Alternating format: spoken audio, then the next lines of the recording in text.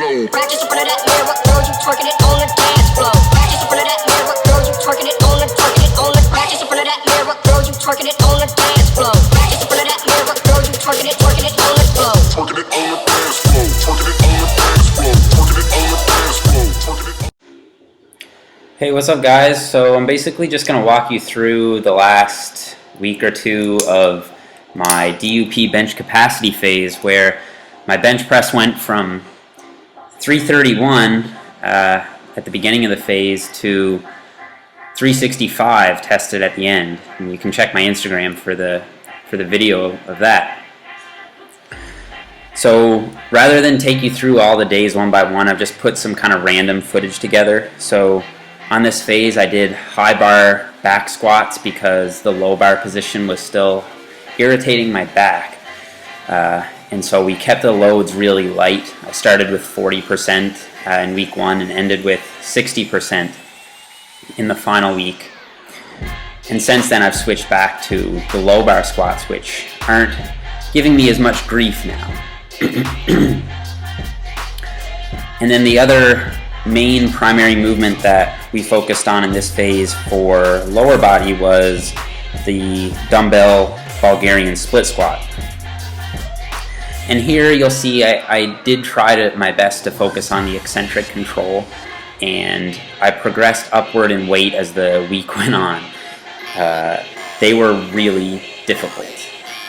It's a tough exercise, and keeping balance can be frustrating at times too. Then from there I would move on to some more isolateral work. I just do single leg extensions to an RPE of 9. And this is something also that's set towards my future goals in bodybuilding. I think that if I want to be able to stand next to guys like Jose, I could do with bringing up my quads a little bit. And we focus so much on my hamstrings and glutes in the off season that if you guys are wondering how Robin and I train together with the different loads that we're using, this is how we do it. So Robin loads on her weights, and then we just do the math to make sure it ends up being what I want after. So anyway, I don't know why I put that in there randomly, but I was saying that my hamstrings and glutes were brought up so much over the last 2 years with all of the powerlifting centric training that my quads seem like they actually might have comparatively gotten a little bit weaker. And I'm speaking in terms of bodybuilding here. So this was 275 one day, and then I would do that for 5 sets of 4, and then the very next day I would move up to 4 sets of 2 with what ended up being 90% in weeks 3 and 4. And you'd think it'd be quite difficult to work up to such a heavy load on consecutive days, but the repeated bout effect definitely came into play, and I was recovering a lot faster from training sessions, especially in the later weeks.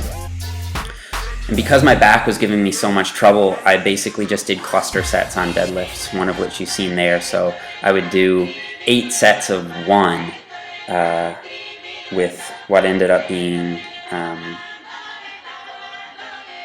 as high as 72.5%.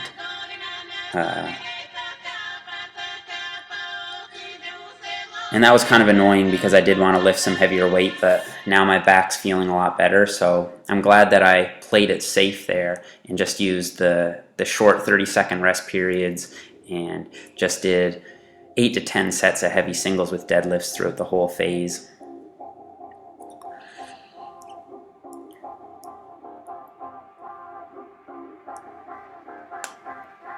And here I'm going to do some weighted pull-ups, which was something that I was able to progress in even as I gained weight throughout the phase.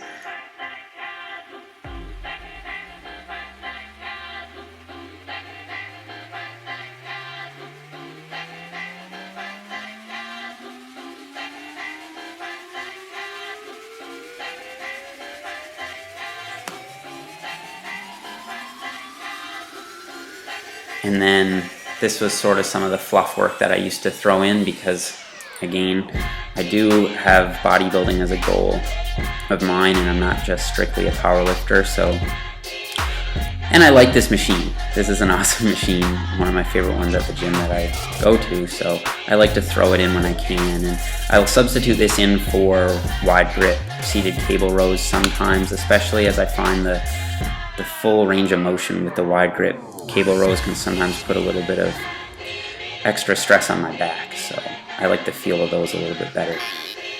And again, biceps have always been a weak point of mine, so got to keep the curls in there. You'll notice I am using a squat rack to curl here. There's no one in the gym, so I took the liberty of doing that.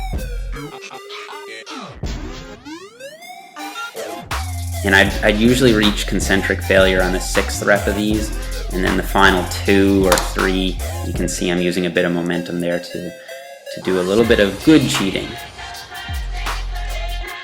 So this, I think, is the 4th week of training here. I just had a bunch of footage and I just put it all together. So the reason I didn't move up in weight this week was that my back was actually hurting me, I remember, a little bit on this day, so I just stuck with 225 again. Sometimes you just got to do that. I mean, even if the weight that's prescribed is a little bit too much for you to handle, then sometimes you've got to just swallow your ego and do what you can do safely. And here I am doing some more of these godforsaken Bulgarian split squats.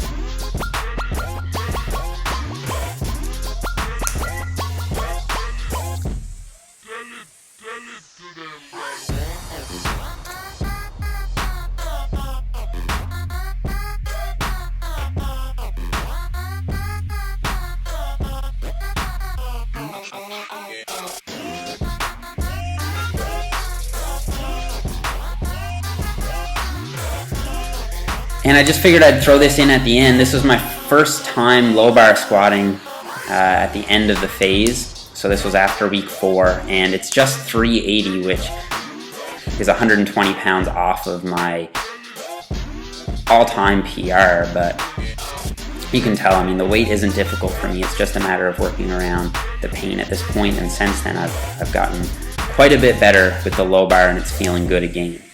Alright guys, if you found the video entertaining or if you learned anything, please do like the video and don't forget to subscribe. Thanks for watching.